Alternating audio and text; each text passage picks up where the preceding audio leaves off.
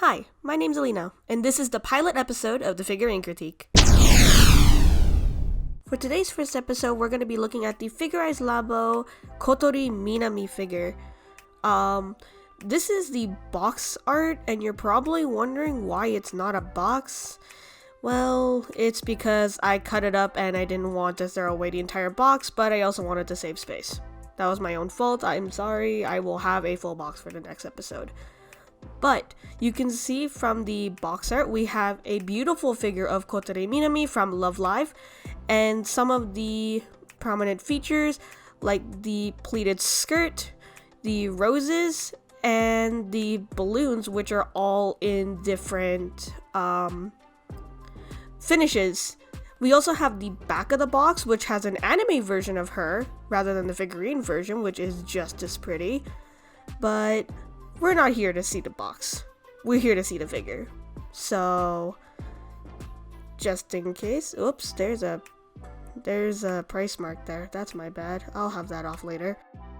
Alright, we have that sticker label off. That's my bad. But now we can get started to the actual review of the Figure-rise LABO Kotori Minami figure.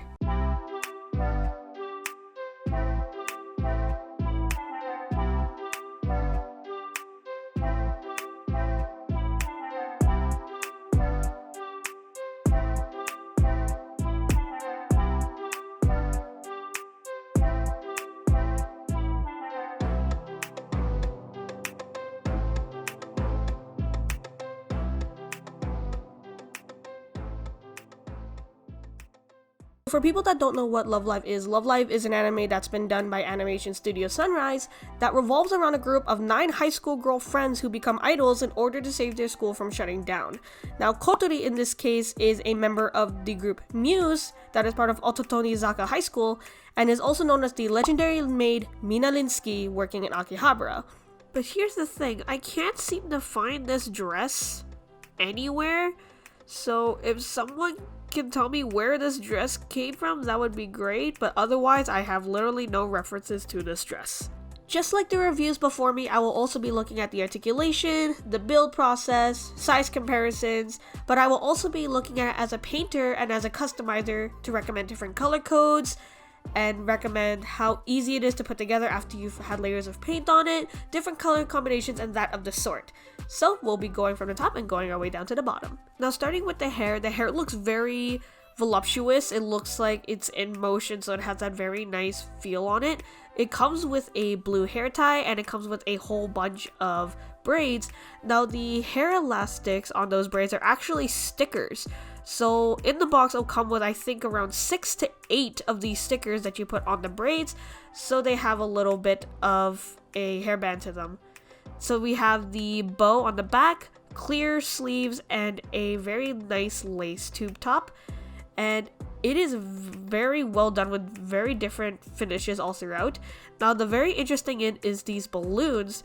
Now, these balloons are being held up by the hands, but also by the hairband. So as I pull the balloon and the hair apart, you'll see that there's a hole in the balloon and a peg where the hairband is, and that's where it's keeping secure on the top.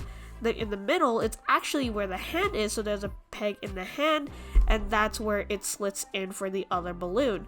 When you put them in quite tightly, you won't even notice the difference, so it's a very good way to have the dynamic of it floating without having to use a really hard plastic, because the strings are actually more of a squishy polycap sort of material.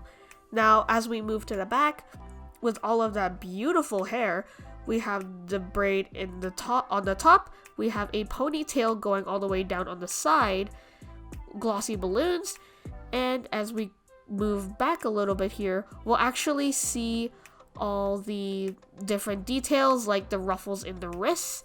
And as we move to the back, you'll also see this really nice pleating on the back of the skirt.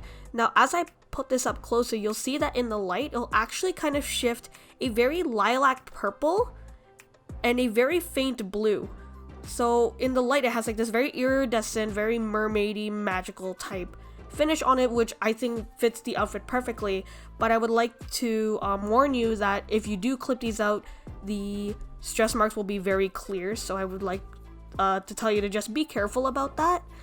And as we go into the details on the skirt, you'll see that these little dollops of what I think is cream on the roses and also the little tiny flower petals on the top, they're all separate pieces.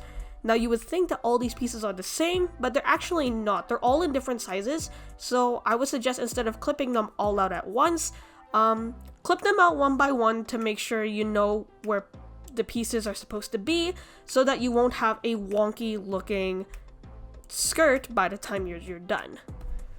And now it's time for me to try and put this back in.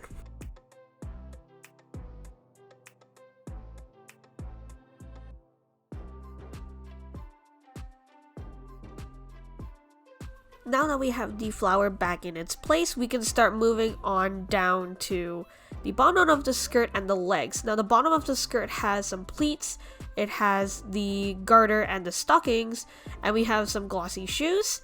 And we also have the ribbon. Now the ribbon is also a sticker, but the stickers on this one are easier to handle. And the glossy shoe also has this like orangey, like tangerine looking heart. Now, you don't necessarily need to keep this on because technically the other shoe doesn't actually have one, but it's so cute, I couldn't resist, so I kept the shoe on, and I feel like it ties this whole girly look together for what is already a very girly kit. So as I put this back on, this is the entire breakdown of the entire kit. Now it's actually quite sturdy, it doesn't actually fall apart at all. Again, it's very sturdy, it doesn't fall apart, you didn't see anything.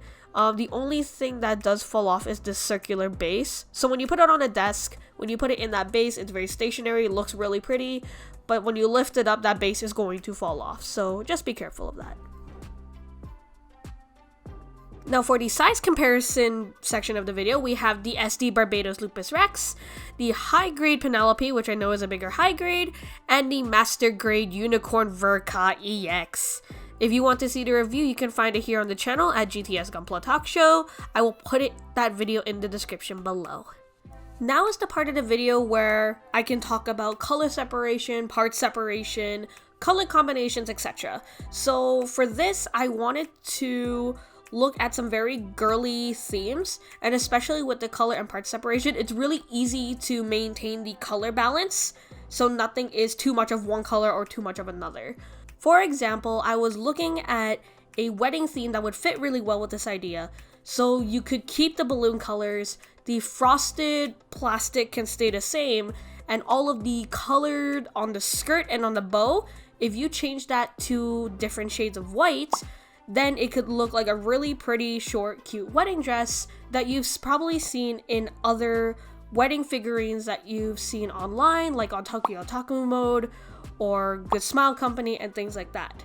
Now, if I wanted to keep the idol look, I could go for a different idol group. So for example, there's another idol show called Bang Dream, and they have multiple different bands, and the two that stuck out to me that could fit really well is the Pastel Palettes, which is a very girly, pastel-y, very pretty and very girly style, and that could fit really well if you want to keep with these colors, or Kotori's signature green color. For the other band, I was thinking of Roselia, which is another band in Bang Dream, and they have a very dark color palette, dark greens, dark purples, very dark indigos and blacks. So then if you were to change that, you can make it a really dark looking Kotori Minami figure, which could be a very unique look in contrast to her very bubbly and happy personality. And that is it for the Kotori Minami Figure-rise LABO review.